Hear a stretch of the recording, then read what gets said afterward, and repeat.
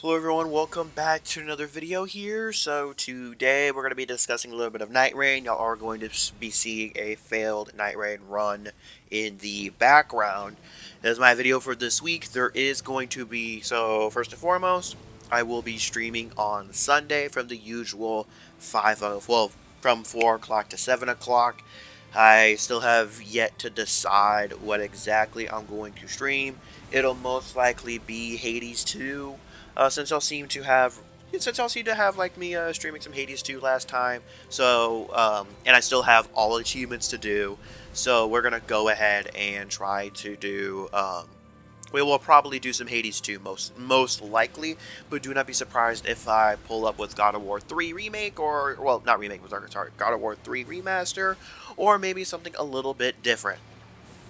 Now, next week there will be no video. Next week there will be no video for a multitude of reasons. Number one, I have done all the Destiny 2 builds that I already had planned. And there will be, of course, no Destiny 2 videos unless outside of a major TWAB occurrence.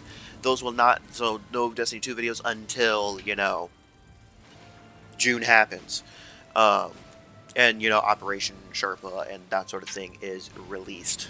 Also, I do have some personal things going on, so that is a secondary reason I might need a little bit of a break. And I am doing this knowing that I know it's going to hurt the channel a little bit, but let's be real here, the channel's been hurting a little bit recently anyways, outside of streams, which is interesting. Also, next Saturday, I will be streaming the Dark Souls 3 anniversary. I'll be streaming for that. Even though it doesn't happen until Tuesday, I am not going to be able... Well, I do have that specific day off, but I'm planning for the stream to take like 12 plus hours. Bare minimum. But Saturday, going to start streaming Dark Souls 3. I've been preparing for this stream for a very, very long time. There will be a punishment wheel for every death. There will be a death counter. Of course, I'm going to keep a spreadsheet as well. And the stream, of course, I haven't quite decided a time on Saturday, but I would personally say 4 o'clock Eastern time. Like 4 o'clock p.m. Eastern time. Saturday is when I'm going to be streaming. At some point, I will take food breaks. It'll probably be like 30 minutes food break or something like that. But also,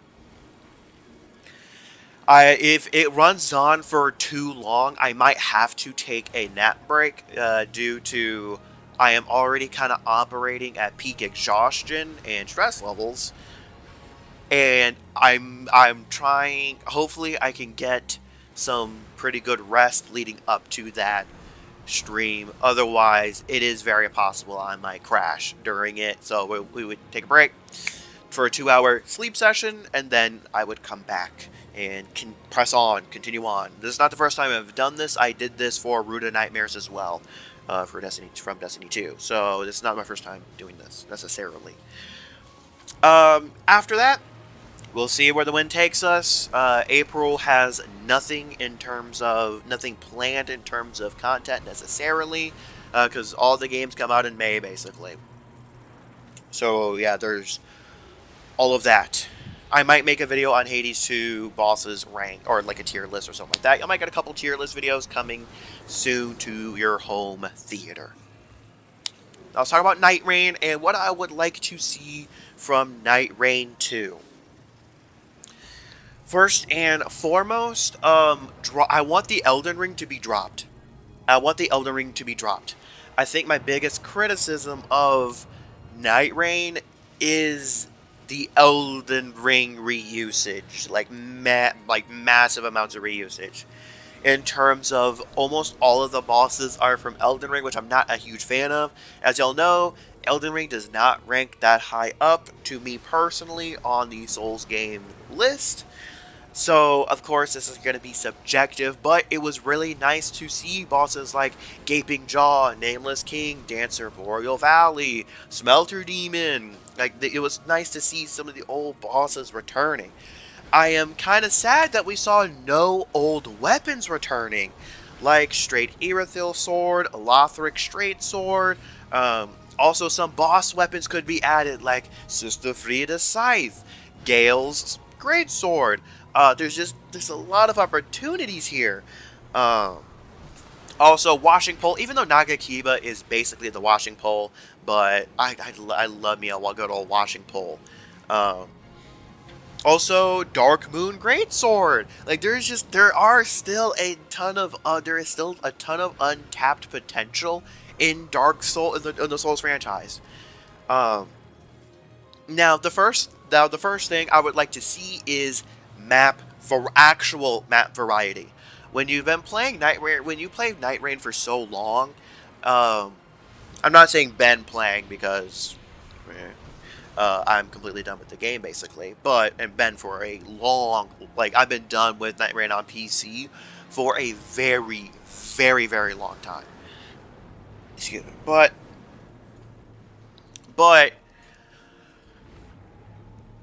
the map is the same every time. Even with Shifting Earths, the only one that really changes how you do the map is the Great Hollow Shifting Earth, which I'm not a big fan of necessarily because it's too vertical in my opinion, and it's too much of a boss rush in my opinion. But not to say the other ones are not boss rushes, but like for Great Hollow, it feels like you're doing a ton of bosses in one area, when that just is not the case in everything else. But I will say Everdark Augur. So I like Everdark Augur so much because she changes how you run it, how you run the map.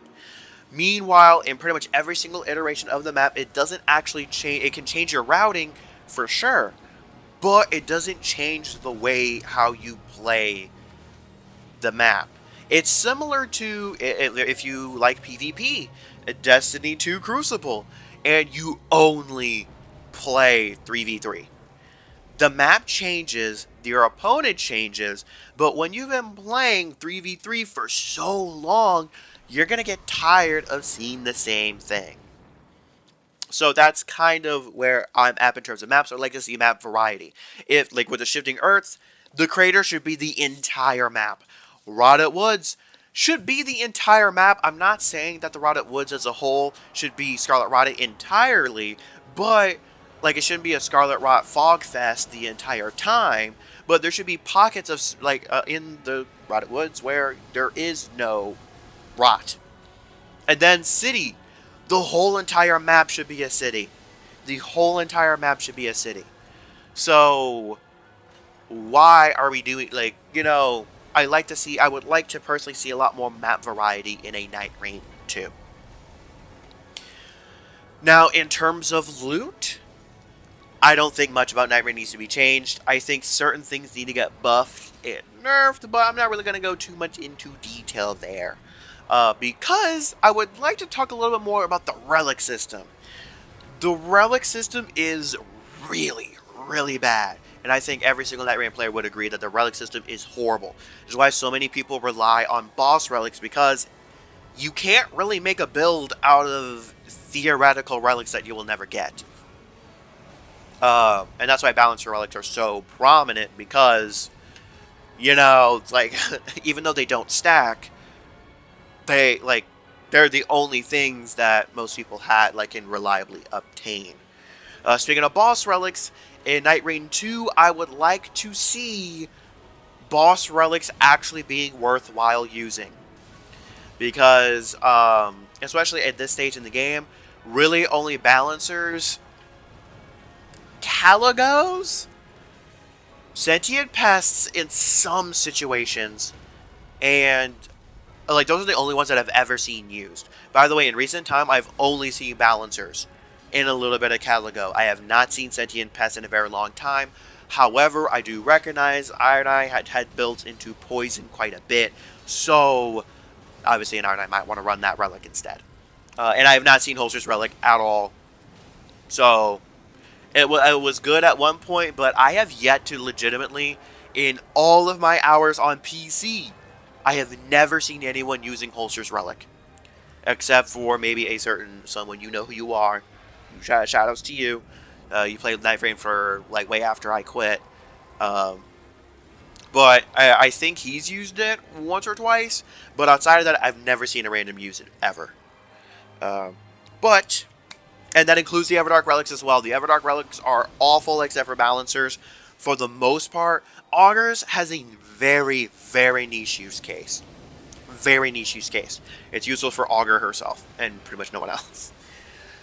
So I would like the boss relics to be better. In terms of the relic system, I would rather us get materials to lock and re-roll relics. Either that or completely get rid of the colored system. Get rid of the colored system.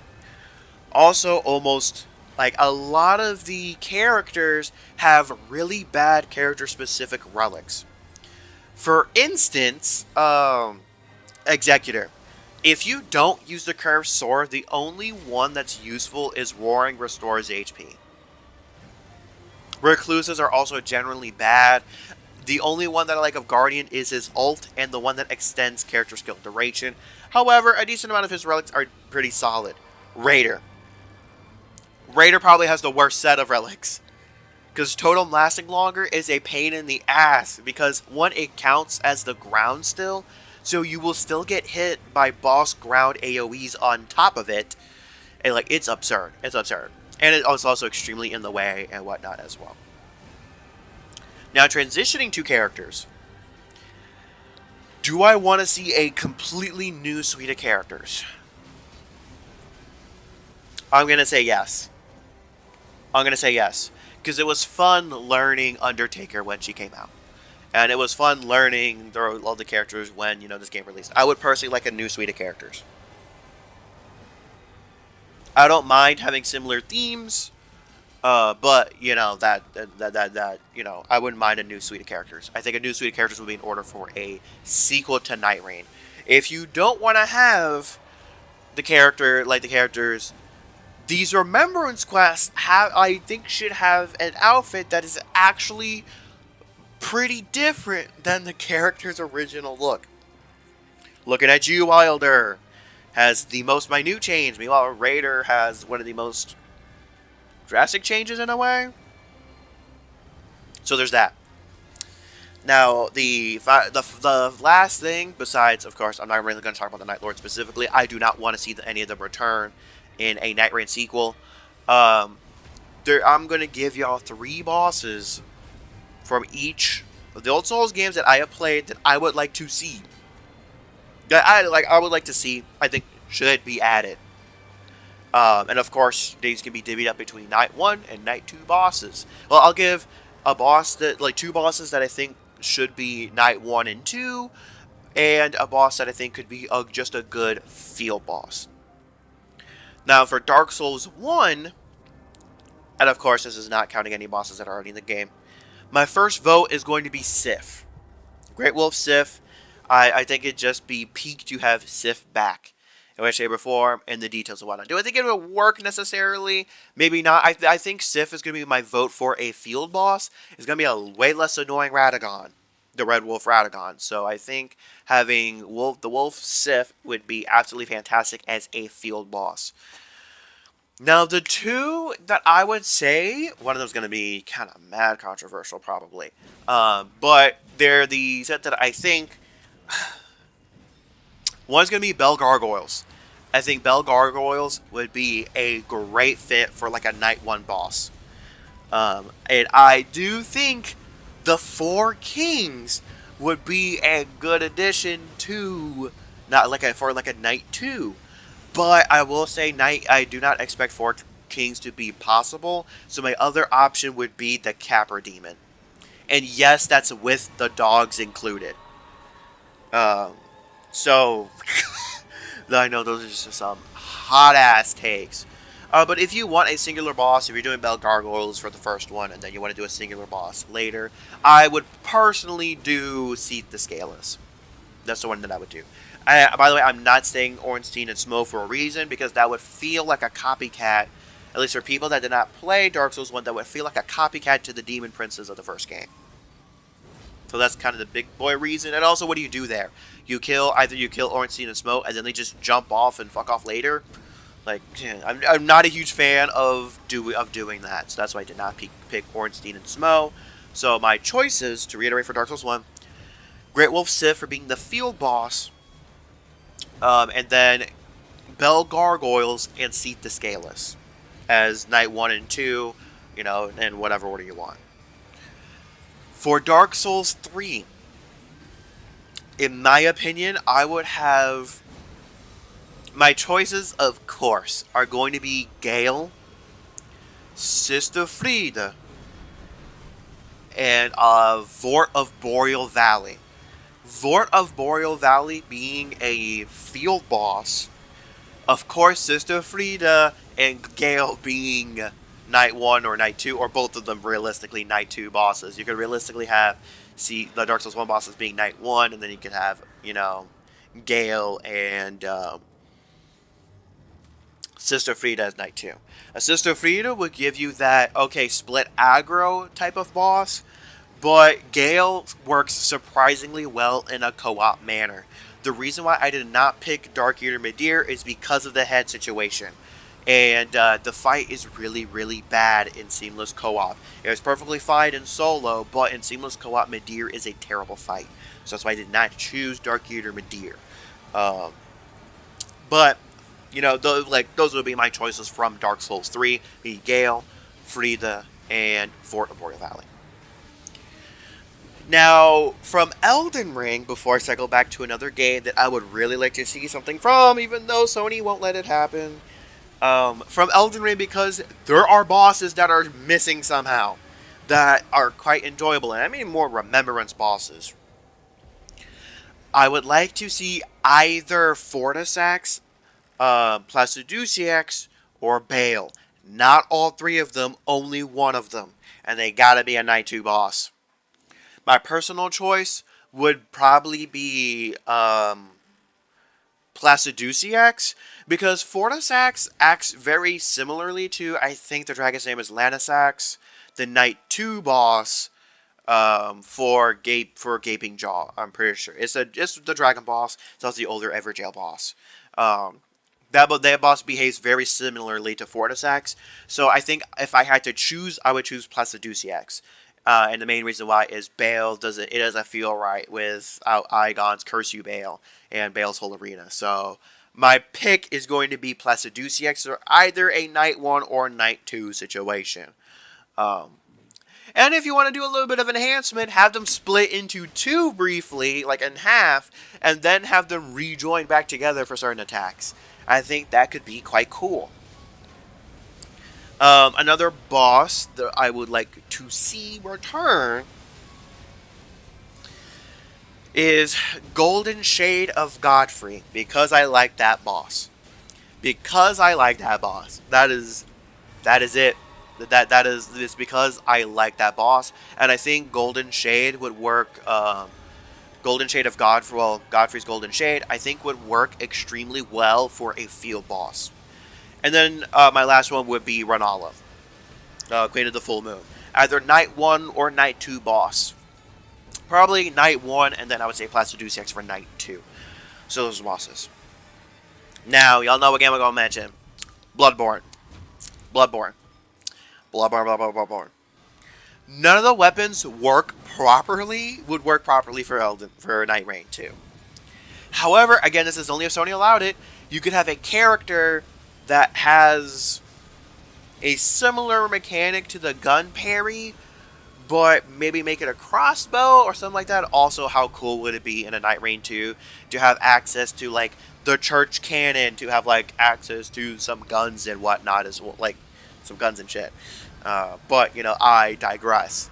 Outside of those weapons, honestly, the weapons that you could probably bring over is Cause Parasite, because of the Mirkwood transformation, and that the weapon doesn't necessarily need a trick per se. The move where it curls itself up and detonates can just be its Ash of War.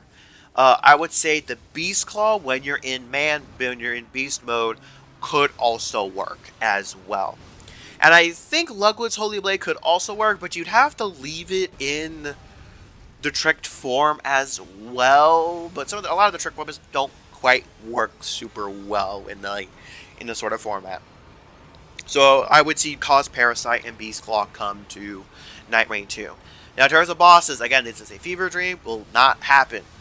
Number 1, Ludwig. It's either a boss, a Night 2 boss, or a Night 1 boss.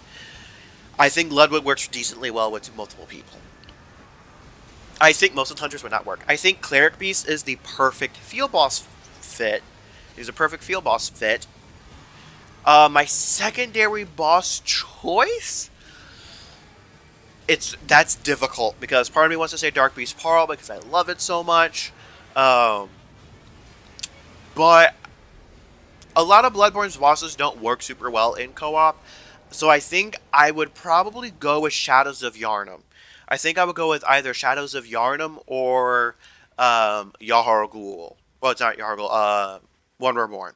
But I think Shadows of Yharnam, the only reason why I'm hesitating on Shadows of Yharnam is it would rely heavily on each member kind of being able to hold aggro in some way, shape, or form.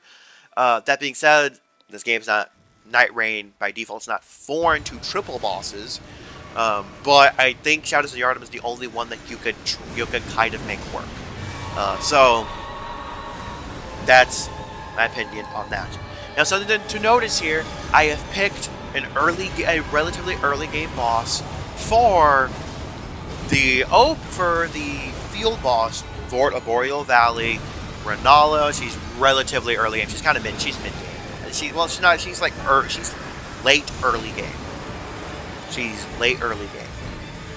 Oh, you know what I mean. You know what I mean. She's in the late stages of your early game, or an early mid game. But I picked Renala, I picked Cleric Beast, and I picked Vort of Boreal Valley. Civ is the only outlier. And of course, I picked a DLC boss for night stuff, you know.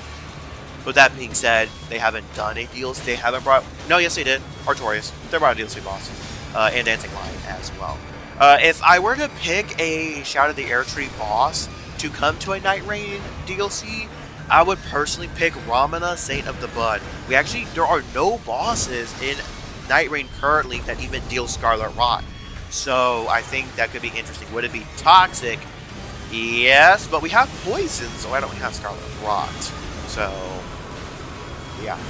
Other than that note, though, let me know what y'all think of my ideas in the comments below. If y'all have anything else that y'all would like to see from Night Rain 2, let me know in the comments below. I will catch y'all this upcoming Sunday, which I will probably when I post this, it'll probably be the next day. I don't know. So, thanks for tuning in, and I will catch y'all on the flip side.